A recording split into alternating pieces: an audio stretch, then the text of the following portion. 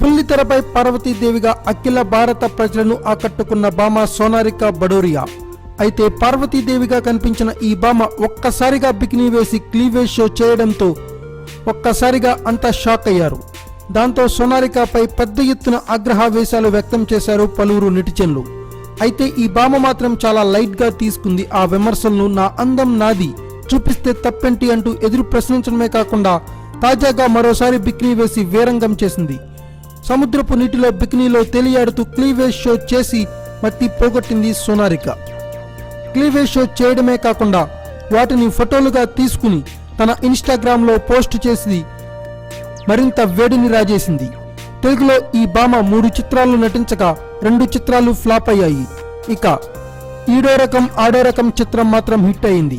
దాంతో మరిన్ని అవకాశాలు వస్తాయని ఆశపడుతుంది. కానీ అంతగా మనోళ్ళు ఛాన్స్ ఇచ్చేలా లేరు ఈ క్లీవేజ్ భామకు. Thanks for watching. Please subscribe our channel.